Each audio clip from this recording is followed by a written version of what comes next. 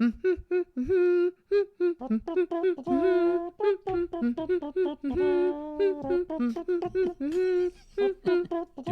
do do do. Welcome to the Friends with Benefits podcast, a business podcast about revenue generating partnerships, not a podcast about business time with friends. We're your co-hosting couple.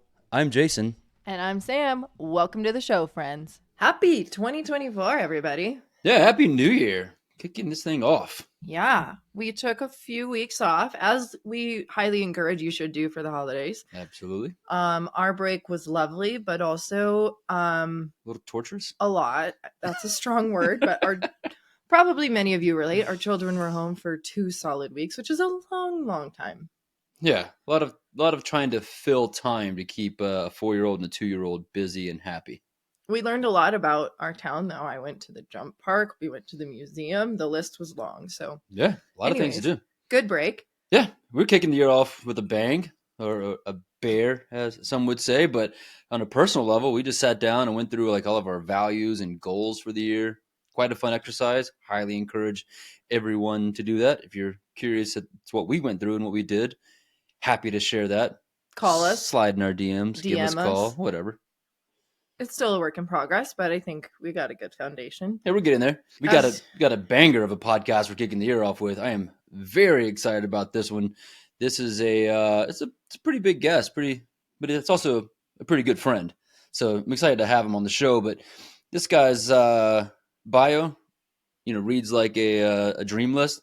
New York Times best-selling author of like 5 or 6 books. 7, isn't it? 7. He's got quite a few books. I've read quite a few of them, including his newest one that we talk about today.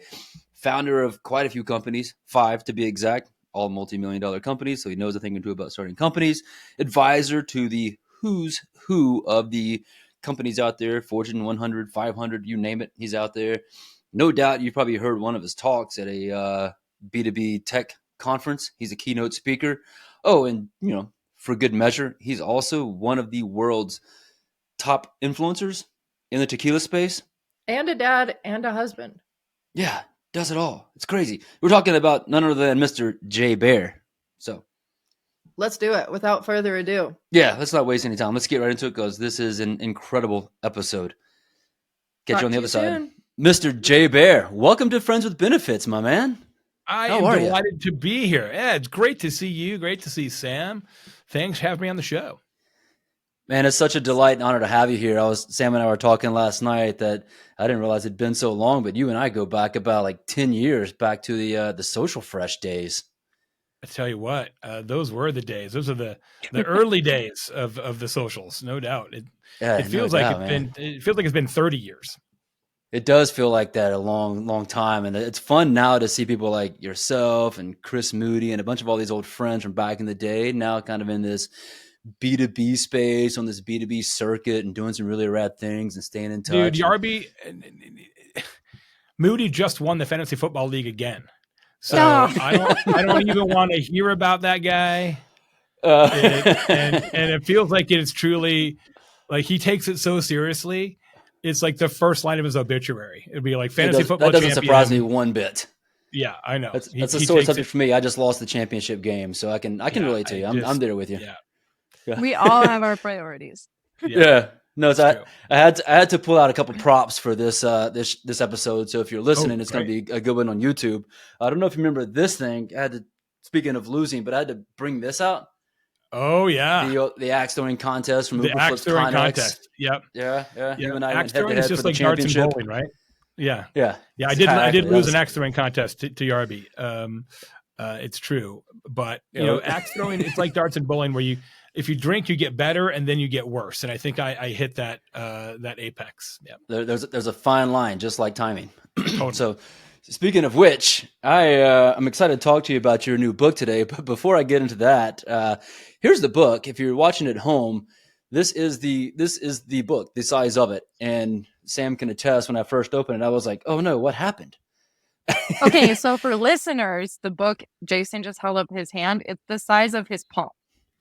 Yes. It's 3 by 5. It's literally 3 inches by 5 inches. 3 by 5. And I was like, oh no, what happened here? I don't understand. Then I started reading it, and the name of the book is Time to Win. It's an excellent, quick read. And the whole premise is Jay, you tell us, like, why is the book so small? Well, it's my 7th book, and the first 6 books I wrote were what we would consider to be sort of a full-length business book of 220 pages or whatever.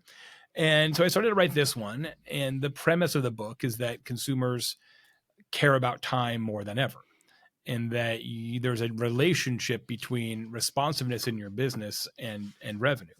It matters a lot for partners as well. Yep. And I started to write the book, and I thought, well, wait a second. I can't make somebody spend 5 or 6 hours reading a business book about speed. Like, this doesn't make any sense, right? Like, it's literally the exact opposite of the advice that I'm supposed to be putting in the book, right? This is crazy, right? So I'm like, okay, I'm going to just write a small book. And look, I am man enough to admit, right, that people don't actually read most business books. They skim them. And they can skim them successfully because most business books have a premise, and that premise is unveiled in the first 25 pages. And then that premise is repeated 10 other times until you get to 250 pages, right? And I'm like, let's just cut out the middleman, and let's just write a short book that you can read in 45 minutes, and you get all the good stuff and none of the crap. And so I have, and people really love it. I will also say, because I sell a lot of books at conferences when I give speeches and all that, and attendees get given the books by meeting planners or whatever. You know what sucks is when you're like the last speaker of the day and everybody gets a book, and now they're trying to carry around your hardcover book while they're drinking wine at the reception. They're like, what am I going to do with this book? They got to run up to the room. It's a hassle. So this book is so small, you can put it in your jacket pocket or your handbag or even your back pocket, and people love it. It's so portable. Yeah, it's working out great. It's so good. Yeah, so I opened it up and I read the excerpt from it real quick. He said, so that's why instead of writing a full-length book that asked you to devote 5 or more hours to it, I've created this concise mini book. And when I saw that, I was like, man, you're so good. You're so smart. I love it. Read the book, and it literally took me like 45 minutes to read, which is good for me because I'm not that fast of a reader. So good stuff. We'll get into that to the book here in a second. But let's talk a little bit about Jay Baer. And I've been fortunate enough to know you the past decade, but you're now a Hall of Fame keynote speaker, author, which you just mentioned, 7 books, built and sold several multi-million-dollar businesses.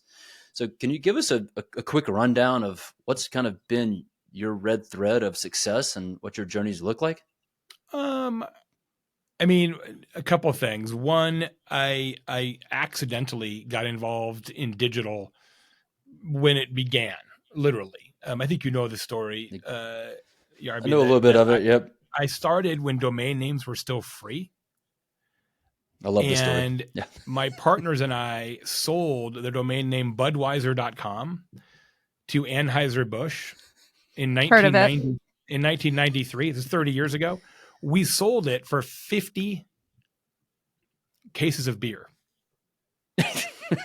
That's a true story. That's how long ago I started in digital.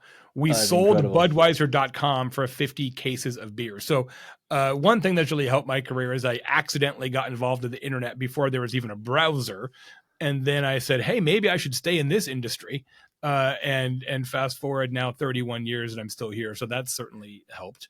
But I've primarily been in professional services and consulting and advising for most of that time. And, I come from a business background, right? I'm a 7th generation entrepreneur. And so I'm always fascinated by businesses and what makes them work or what makes them not work. And so for me, the red thread is just that, is sort of reverse engineering how to make a business more successful. And that's why I love this show and what you're doing, because increasingly you can't do that alone. You have to do it with partners. You have to do it with other people who are coming at it from the right perspective. Not only does it make your business better, but it's actually easier for the customers themselves when you come in as partners. Absolutely. No You doubt. get those relationships you can kind of go to bat with or go to market with, use our language. Like, it makes everything much smoother and more successful, and you're kind of got that instant credibility. How, let me go back to like your 7th generation entrepreneur. Like, how influential and helpful, like, has your family been over the years as you got your company started, and how much did you rely on that relationship? That's a really good question that I rarely get asked. Not very much specifically.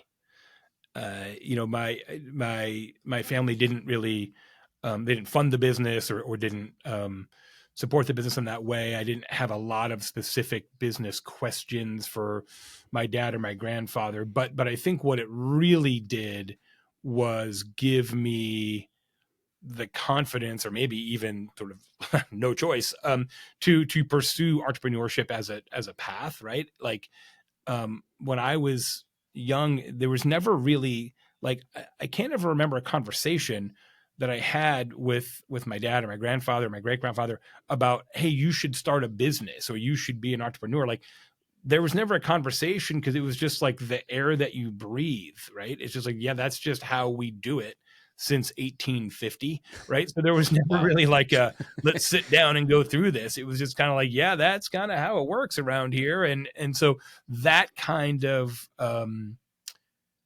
you just run your own thing eventually. And that's just kind of normal. That really had a material impact on me. And in fact, I wanted to start my own company, way back when I was like 22, 23, but I was too scared, frankly. I had a pretty good job and I had a wife at that point, and I didn't want to mess all that up with entrepreneurship. And so I delayed that journey for a long time. And if you allow me a quick divergence here, I'll tell you how that happened. Please.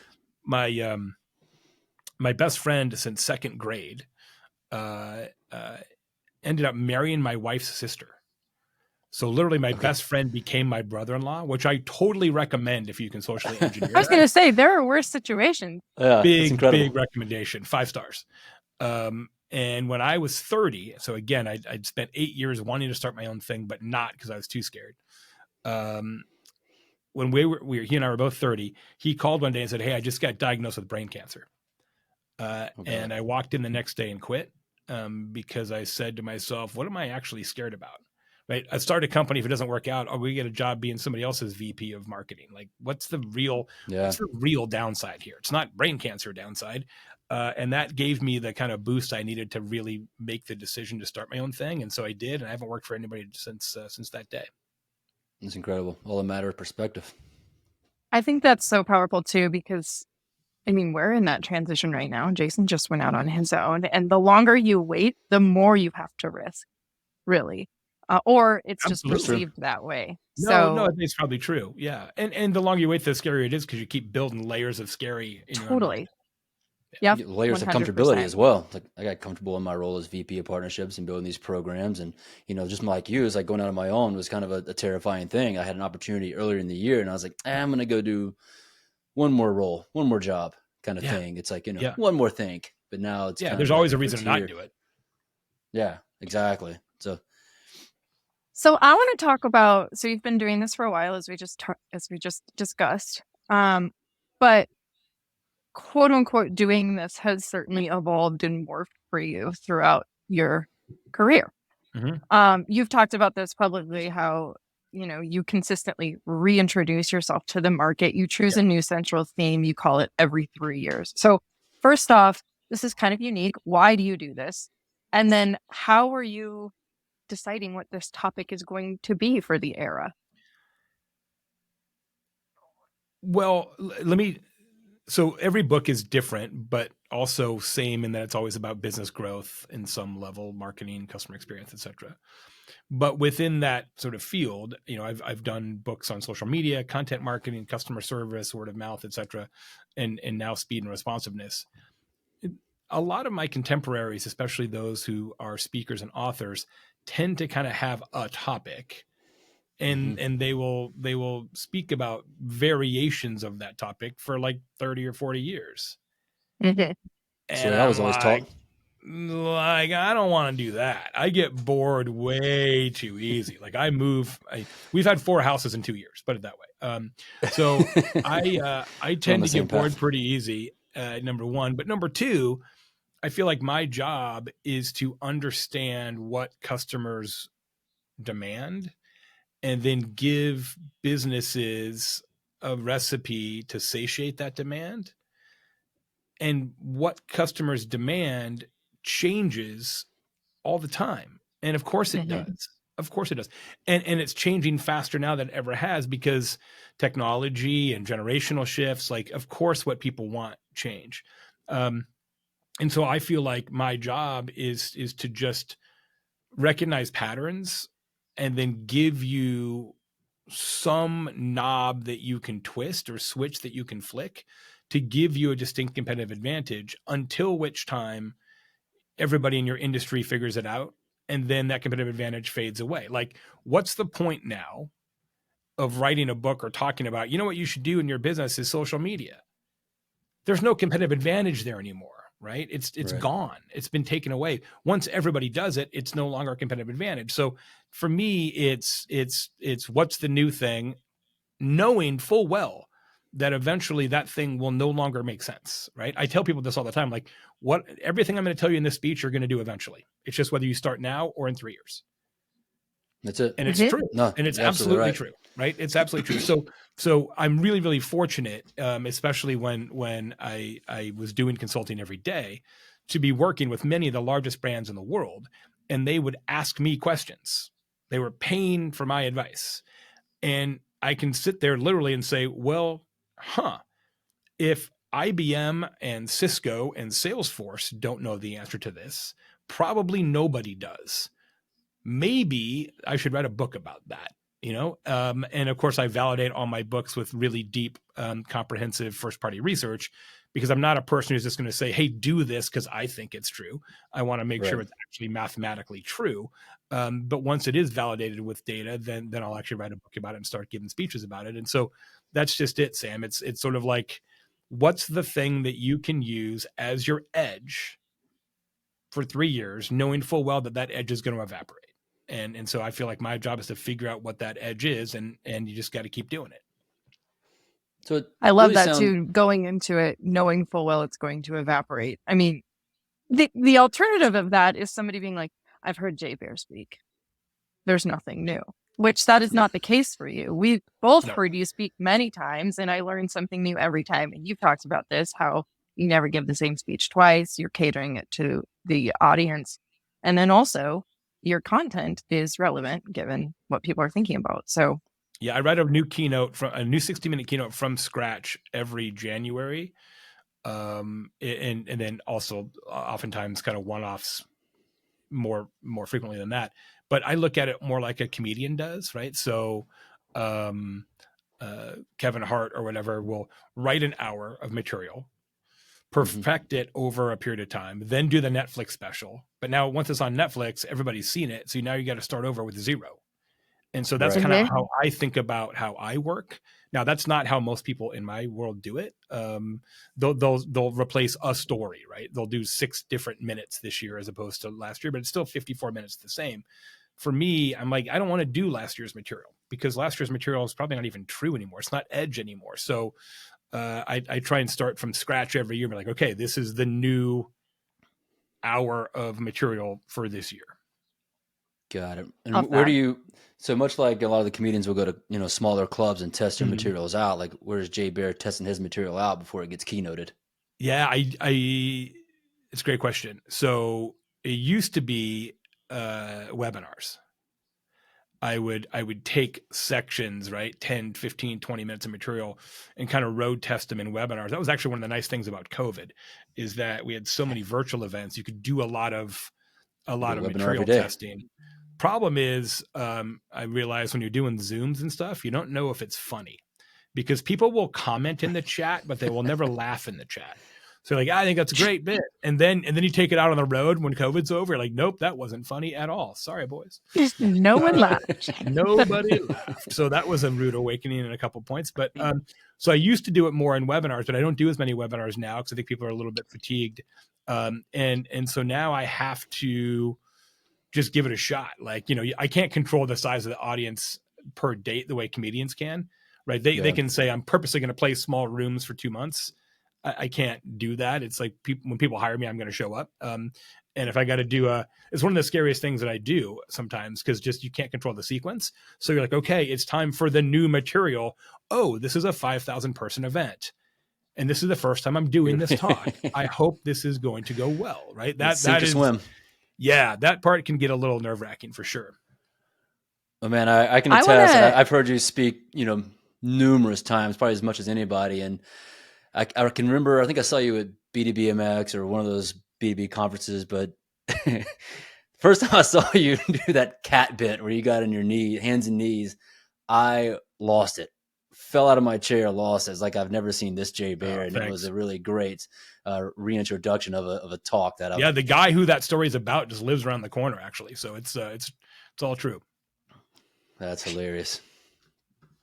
So I want to take this lens from like a business perspective of like, okay, so you just talked about how you're auditioning ideas or bits on stage to see how they land. And that's kind of a practice that you take. So for businesses who maybe don't have a podium or a platform like a keynote speaker like yourself does, how would you say they can audition these ideas and see if they land with an audience? So as we know, like campaigns can take a lot of time and effort and work to like get up and running. How can businesses, for lack of a better word, improvise content and see if it lands before going the full 100 yards with a campaign? Well, I Does that think, make sense? Yeah. I mean, having a CAB, right? Customer advisory board, those kind of programs where you've got people who are already paying you money that you can say, hey, let us run some ideas past you. How do you react to this?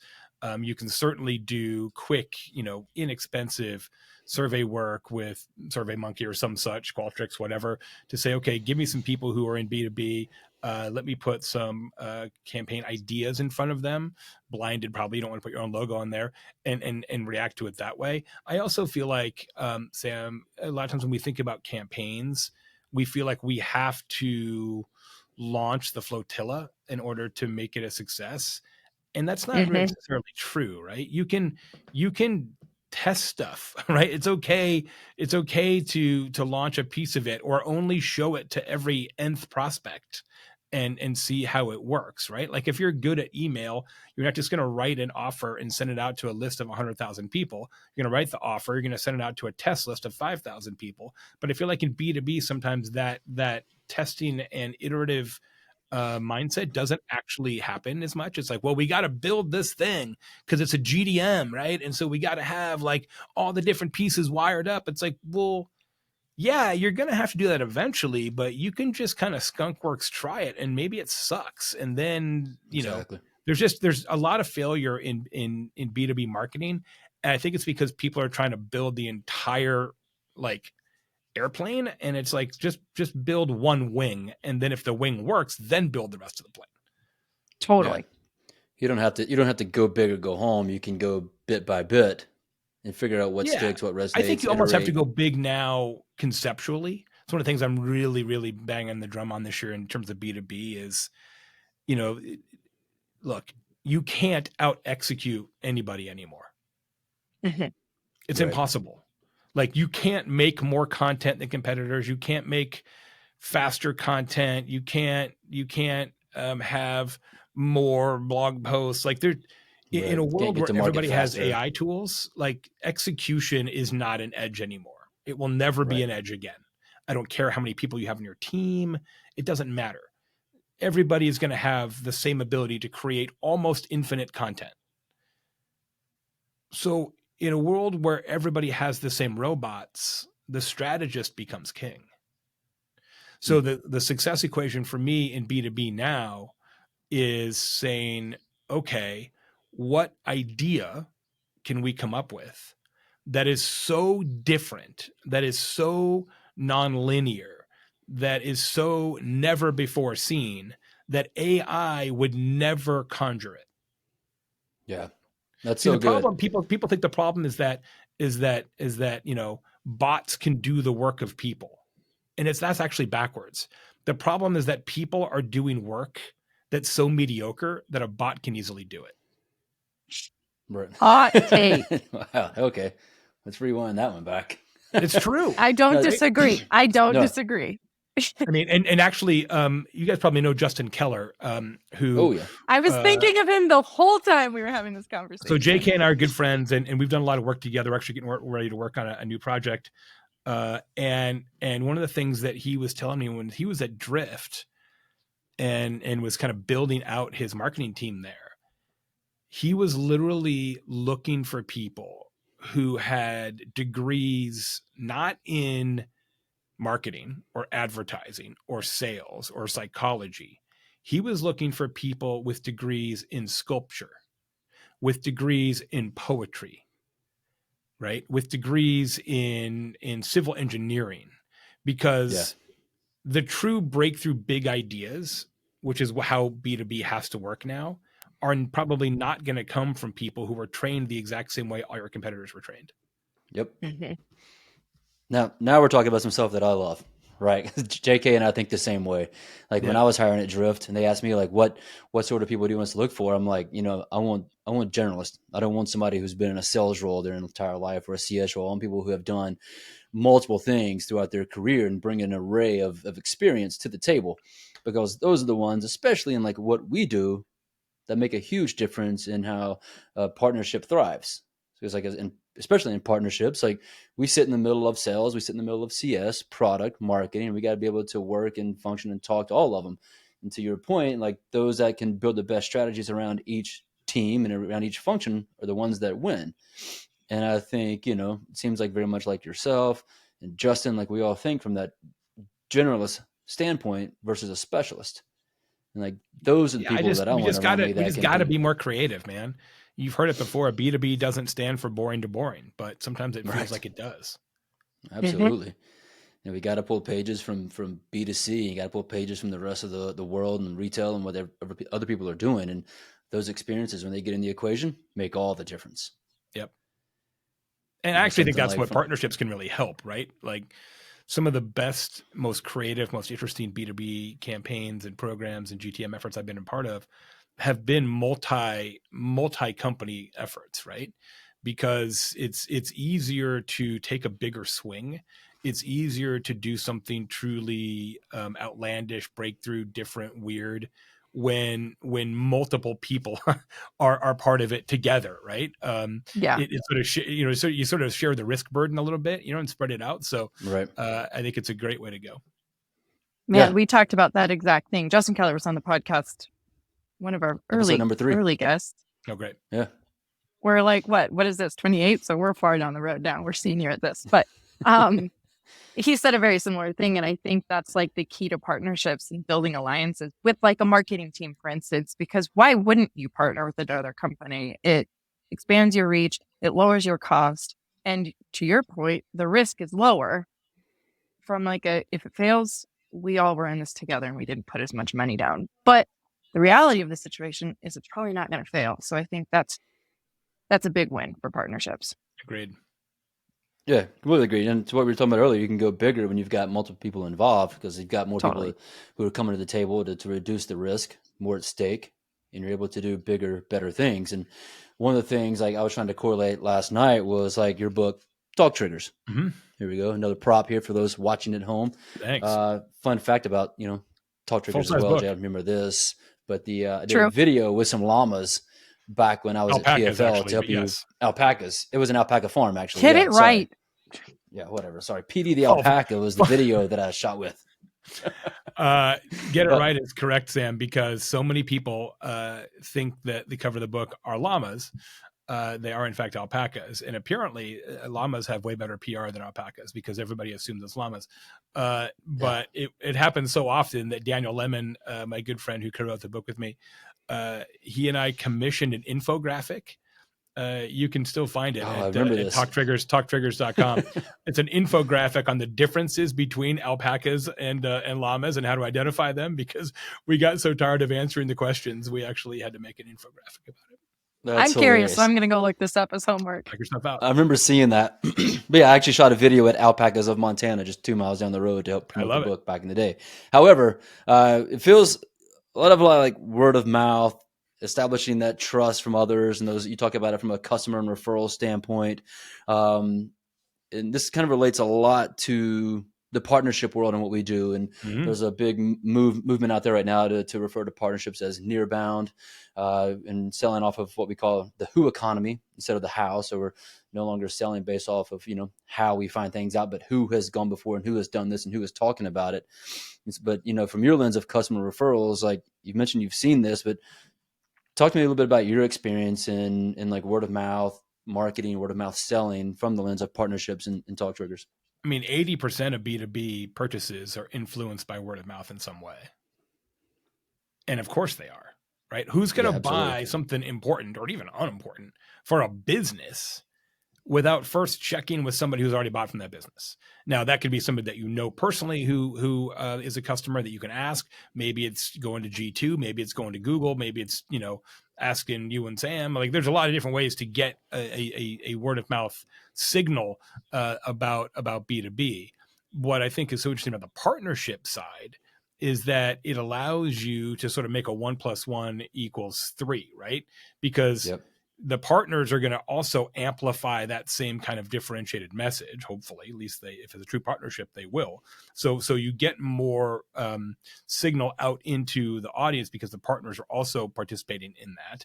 And then I think the partners ratifying what makes this company different and special, even though obviously they've got skin in the game. I just think it makes it a really powerful, believable, authentic story for the customers as well. Because look, especially when the partnership is rooted in individuals, not just logos. And I think this is an important distinction, because the fact is we trust people more than ever. We trust logos less than ever. Right. So if the partnership is, I'm from this company, you're from that company, and we jointly talk about kind of what we can do together for this brand, that has huge resonance for the prospect. If it's, hey, we're just going to put 2 logos on a slide, I'm not sure it is as resonant, because it feels like kind of an ad. So that's why when we talk about partnerships, I'm really bullish on making sure that includes individuals at each of these organizations working side by side, right? Whether it's joint calls or joint Zooms or joint events, like, you've got to be proximate in each other's space in order to make this feel real to the potential customer, in my estimation. No, I love that you kind of address it from like an individual standpoint, a trust standpoint, because like we've talked about this on the show before, but like our running joke with some of our family is that we get paid to make friends. It's not far off from like what we do, but like our job day to day is to build relationships with other companies and with those people within those companies, right? Your level of partnership and success in that partnership is only as good as the level of your relationship. And I've seen many. It's literally the basis for this show. 100%. Yeah. We were having all these conversations. So like, let's just start recording them. Yeah. Right. And we've seen multiple partnerships fail because the relationships, they lost trust or the value just wasn't there. Right. And then that becomes, to go back to the book, like that becomes the talk trigger.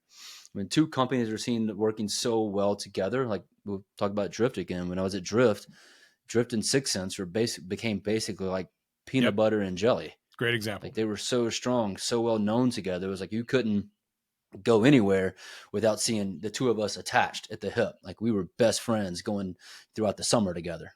It's like that was our talk trigger. But to just bring this full circle to Jay's point, that didn't start with logo to logo. That started behind the scenes of individuals building these relationships, coming up with those stories, going to market in like a grassroots position together.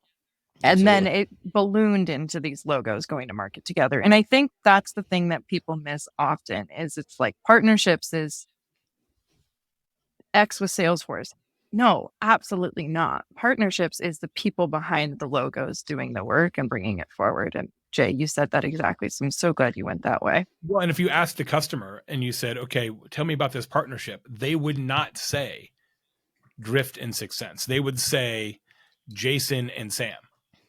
They would use the names of the people they know who call on them at those companies, right? They might say Jason from Drift and Sam from 6 Sense. They might say it that way, but they would not use the logos. That's not how they would introduce it, because again, people remember and trust people, right? So it doesn't matter what the logos are.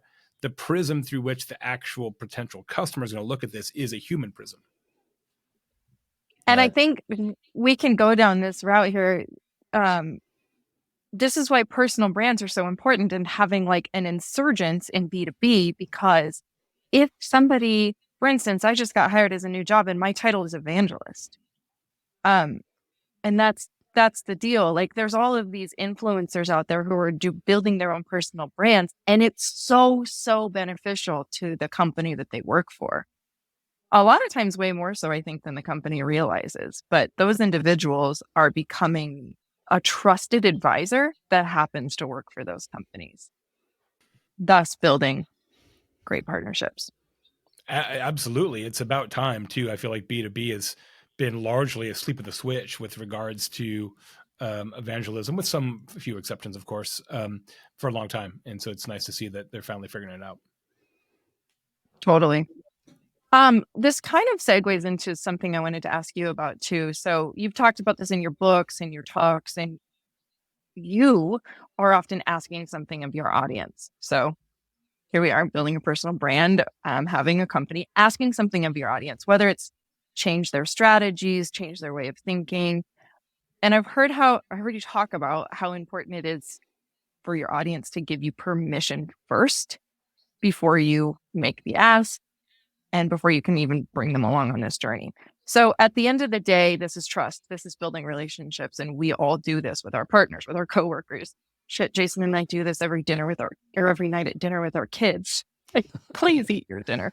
Can you talk about how you get the audience to a place where they feel comfortable following you and giving you that permission? Like, what does that look like? And how can we implement some of these strategies in our day-to-day? Yeah, it's kind of a formula, actually. So you think about on stage, there are circumstances where I speak where the audience probably largely knows me, but it doesn't happen very often, actually, especially now. Like back in the day when I spoke more often at marketing conferences or customer experience conferences, et cetera, the chances that maybe some of the audience had read something I'd written or whatever was pretty high. But now that doesn't happen very often. I might do 2 marketing conferences this year. Most of what I do is this company, this association, that association, and nobody in that room has any idea of who I am or what I've done. And so I try and kind of build that bridge with this formula, Sam. First is always something pretty self-deprecating.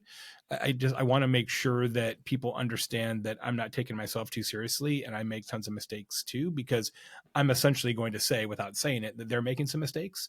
And so you can't exclude yourself from that universe and maintain credibility in my belief. So first is kind of something self-deprecating.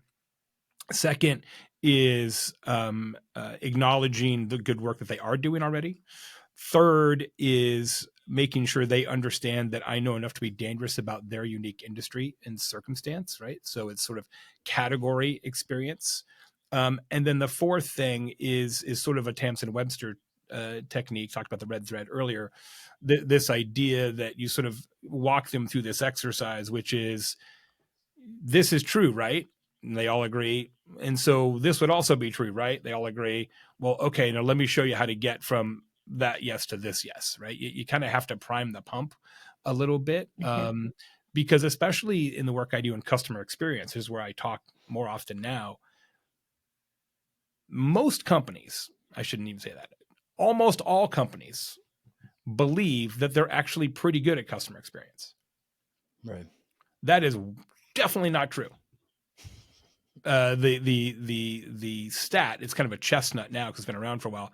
It was originally from Bain, is that 80% of companies believe that they deliver exceptional customer service. 8% of customers agree. I was going to say it's got to be the complete opposite for that customer. Yeah, right. And so I'm up there and I'm going to tell you that you need to be way better at customer experience. They probably already think they are good at it. So I have to sort of build that permission bridge to be like, yeah, it's not quite as good as you think, and here's why. And so it's definitely a multiple piece process, and I do it very much intentionally, and I do it different every time, Sam. But there's very much a planned sequence there. Yeah. So ways that we as individuals could implement this, I'm just going to repeat back and correct me if I'm wrong. Building credibility is really important. Yep. Starting there. But self-bestowed credibility is the worst kind, right? So this is why sure. This is why ratings, reviews, partnerships, customer testimonials, anybody who says you're good that's not you is far superior to you saying you're good. True. No doubt. Okay. So credibility without the Dad says self-praise. I'm a good mom. Perfect. Perfect. Okay. And then I guess helping them understand that there's a problem to be solved first, point blank. Absolutely. Okay. Well, I mean, of course, this is axiomatic in B2B, right? Is state the problem, right? Not the solution. You know, our software does this is not very interesting unless you first have shown that you know what the actual problem is that software solves. And that's one of the problems I sometimes have with feature-led growth, because I think it sometimes subsumes problem statements instead elevating benefit statements, and I'm not sure that's psychologically the best approach sometimes.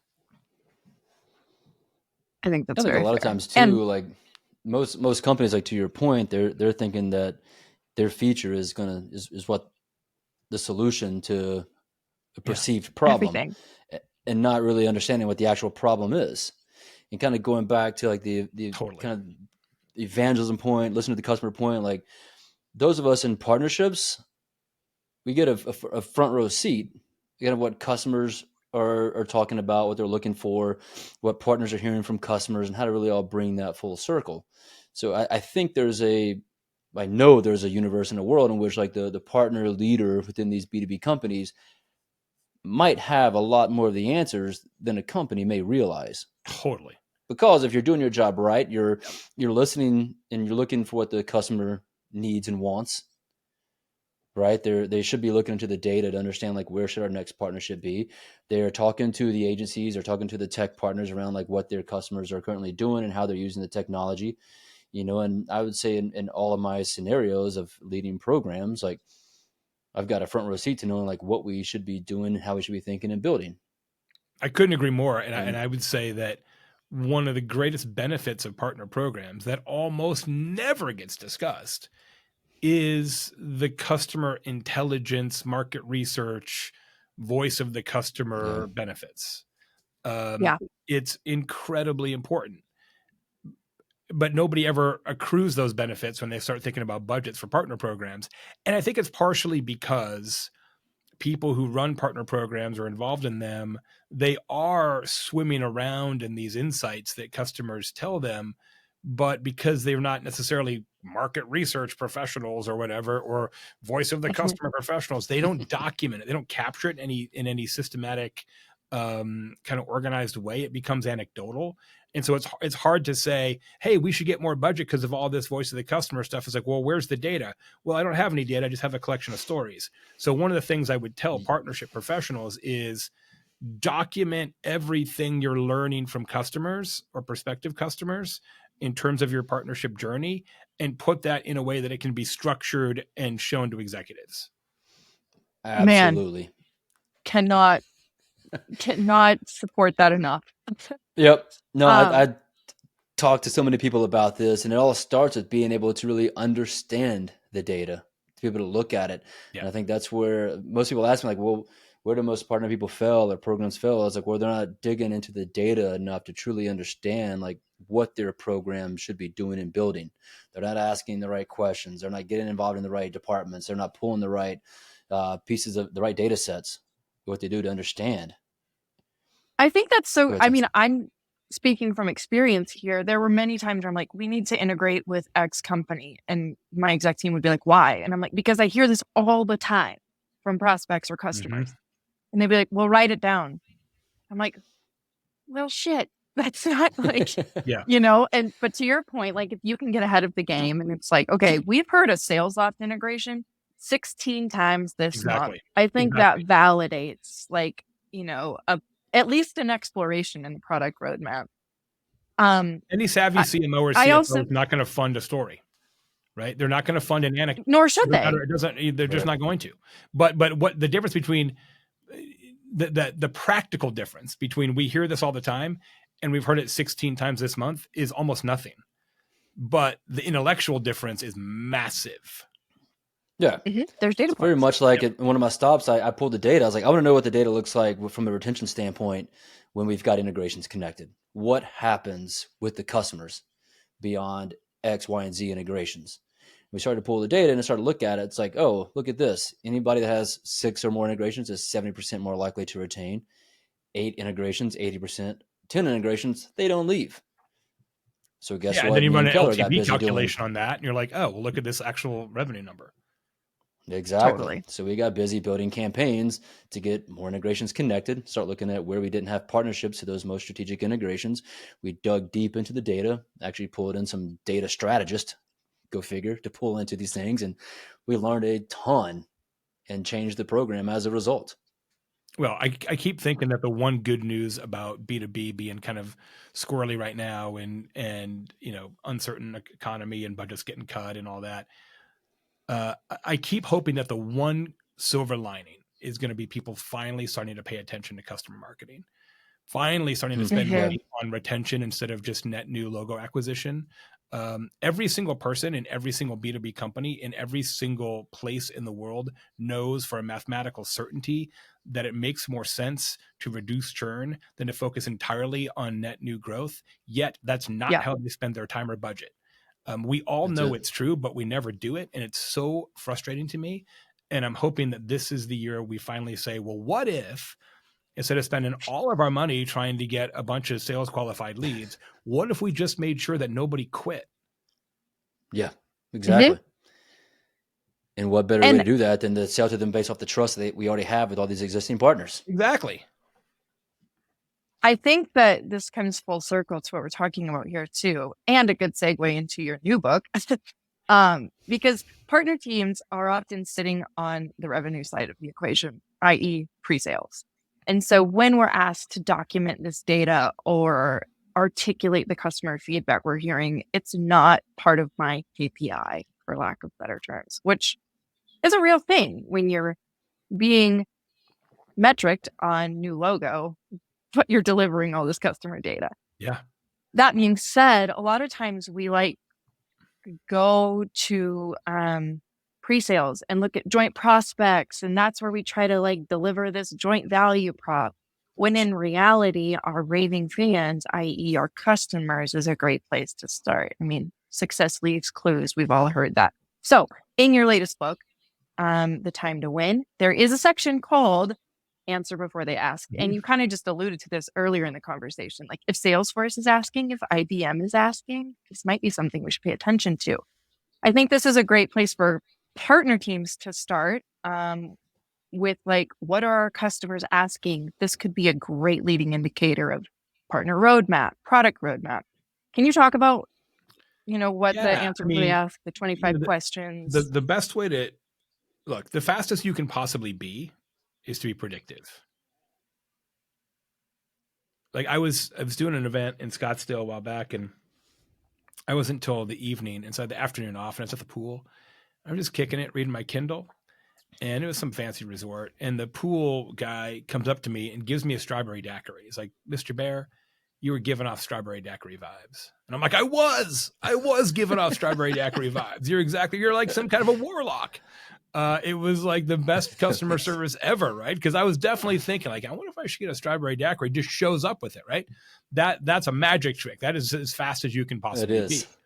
But when we know that customers need information, or prospective customers, we tend to make them work really hard, and I don't know why we do that. And so the example that I talk about is if I said, "Hey, grab a piece of paper. Write down the 25 questions that prospective customers have most often about you or your partnership." Everybody could do it. You can do it right now. You just pause the show, write down 25 questions. Everybody could do it because you're around it all the time. And it's okay, cool. How many of those 25 questions could those customers or prospective customers get answered without talking to somebody, without asking, without emailing, without, whatever? And the answer on average, when I do this exercise, is like 6 or 7. Like, well, what about the others 18 or 19? Like if we just stipulated that what the questions are, why don't we just answer them proactively? So one of the easiest ways to sort of think about this is, why is your FAQ so small? Right? Like there's a lot more ways. Why does it never answer the question that I actually have? Yeah, exactly. Right. So just answer before they have to ask. Not only does it massively increase their perception of your responsiveness, which is a huge competitive edge right now, but it really respects your customers' time. And that's why That's why speed is so important in business now, because we're in this era, and I'm not saying this is good, but I'm just telling you it's true. We're in an era where we identify responsiveness as respect. Yeah. I also Agreed. think And the other side of that coin that's so interesting to me is B2B has gotten so hung up on lead capture and they have to talk to a human in order to sell that like it gets so complicated that as a user, I'm like, just give me a demo of your product. yeah, we make Like, it Give me so a hard just in price. B2B answer the space. question. Yeah. Anything. Like, build trust before I have to pick up the phone. Because if picking up the phone is the first step, I'm out. Well, especially There's a with younger reason prospects, 80% right? of us They don't already want have our to use the decisions phone. made. No, not at all. Doubt. You Yeah. know, Yeah. my kids are 25 and I lo- 22. They don't want to use the phone at bayonet point, right? My daughter's a marketing director, never uses the phone, Mhm. right? Yeah, not for the phone functionality. No, I mean, yeah, has a. I don't know why we even call it iPhone. It's stupid. Like it's the one thing that people never use, right? We should call it i something else because it's like iSocial. Yeah, it's hilarious. So Yeah, don't call me, text me. yeah, Don't leave me a voicemail. well, and the Like- other thing, you guys know this data, but I think it's Gartner's data says that 44% of millennials would prefer an entirely seller-free experience. So they Yeah. want to learn. They want to learn, spec, price, purchase, whatever, without ever talking to a human being. Right? Yeah, They I'm not a want to millennial. I'll follow that buy camp. software the same way you would buy socks on Amazon. And I don't necessarily blame them but yet, to your point, Sam, every B2B company in the world almost believes that talking to a salesperson is additive to the sales process. And from the customer standpoint, in many cases, it's actually a negative in the process. And here's the other side of that equation. I'm living this right now. I have software. And now I want somebody to like pick up the phone and tell me how to use it. Yeah. I don't want to have to like sift through FAQs and whatnot to find like my use case. So I think we have it flipped on the CS experience is so. I think the sales process, kind of go back to what we were talking about earlier, like the sales process has lost a lot of trust with the customer, which is why 80% of people have already made their decision of who they want to go with before they even talk to somebody. And to your point, Jay, like if they're asking these questions, looking for those questions, put it on your website. Let them find it in an easy manner. Right. Well, and using AI now, you're going to be able to figure out intent so much faster and better. Right. And even start to send very smart answers to what we're pretty sure are the questions that you're going to have just based on how you've used the site and, what webinar you went to and what videos you watched and all that.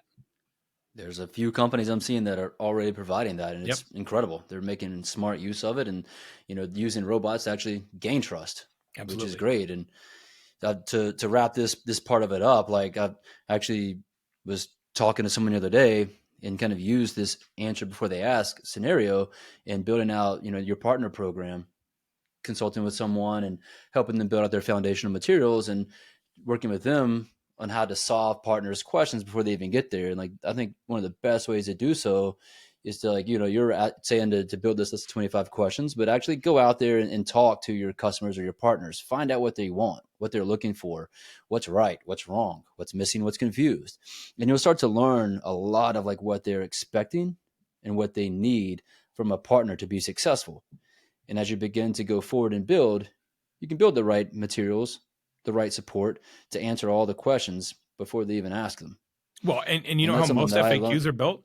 Most FAQs are written by marketers in a conference room. Yeah, 100%. I believe that wholeheartedly. And you know who doesn't talk to customers almost ever? Marketing. Marketers. Marketing. Especially the higher ups, know. Yeah, they're in their conference room building FAQs. They don't have time for customers. Man, this has been incredible. We could probably talk for another hour, but we want to respect your time. Got a couple of final questions for you that are just kind of out of the norm of time to win in business. A, do you remember your first keynote, and was it a success or a bust? I remember the first time I really gave a business presentation. I wouldn't necessarily call it a keynote, but the first one I really remember was the Phoenix Chamber of Commerce, Greater Phoenix Chamber of Commerce, had me come in and explain the internet to them. And literally, I'm not kidding. I was 23. I just sold the domain name, Budweiser.com. Just sold Budweiser. And so literally had to be like, here's how the internet works, to a couple hundred people who are much older than me. And it was it was a daunting assignment for sure, but it went well. They loved it. They ended up putting me on the board of directors at some point, so they must have enjoyed it. But I was a little. They all used the internet afterwards. They all used the internet. Yeah, I was responsible for that. Went home and downloaded Internet Explorer. Exactly. Yeah, it worked out okay. But that was the first one I remember for sure. Incredible. Man, I wish that was recorded. I bet that was a winner. Yeah, love to see that one. So, final question, and for those of you at home who don't know, Jay Baer is one of the world's leading thought leaders and influencers in the tequila space. True, nonetheless. And as a tequila influencer and someone who's now being recognized for their tequila influence, the lords of the earth have come and said, you know what? We're only going to have one type of tequila, one label of tequila from here on out, and Jay Baer gets to pick it. What tequila is Jay Baer picking? Well, that's a tricky one. We've got about 12 partners, so I'm probably going to make some people mad right now. But probably my favorite brand, I actually just had the good fortune of talking to them yesterday, again, are my friends at Wild Common. Wild Common's a terrific brand. You may know those guys. They're from Wyoming, Montana. And Andy Barden's the brand I've heard owner. there's a tequila brand around here. Maybe that's the one. Could be. Andy Barden is the brand owner. He's a National Geographic photographer. Really smart guy, very, very environmentally conscious, and just a super dude. And tequila's made at a fantastic distillery, one of the very, very best. And I just love what they're doing and what they're all about. So that's definitely one of my favorites. Wild Common. Got it. Are you a Blanco, Añejo? What's your style? I think for most people who go down the tequila rabbit hole, you might enter the funnel at any number of points, right? Typically, you'll enter the funnel either at Reposado or at very aged, Añejo, extra Añejo. More and more people are coming to tequila from bourbon, right? So they come at it from the Browns more aged perspective, right? Okay. But I think eventually, if you stick with it, you always end up at Blancos, because it is the purest evolution, right, of the spirit, right? You can't fake it. You can't hide it. Like, and in Mexico, all the distillery folks, they only drink Blanco because they're like, as they say, the quality will prove itself in the morning. And you can cover up a lot of defects with wood, and Blanco, you really can't hide. So for me, that's where it always ends up. Okay, Awesome. well, Good we're to going to know. take this offline, but I'm following up because I'm a mezcal That's lover. where I started. And Yeah, that's where I started. I want to know what your faves is there. So, So Jay, thank you for the time. Thank you for the insights. For listeners who, for some reason, are unfamiliar with you, where should they find you? You can find me at jaybaer.com, BAER.com. The book is at thetimetoWin.com, including the research that powers the book. You can grab it. Don't even want your email address. You can just take it. The book itself is on Amazon, just $9.95 because it's so short, but you're going to love it. And you can follow me for tequila stuff. It's Tequila Jay Baer on Instagram and the TikToks. Outstanding. Well, dude, this has been really, really good. Thank you so much for joining us. I hope to get to see you at some of the events this year. Yeah, great to see you guys. And continue to stay in touch. And next time I'm in Indy, I'll be looking you up. Please. All righty. All right, friends. Thanks so much. See you all next time.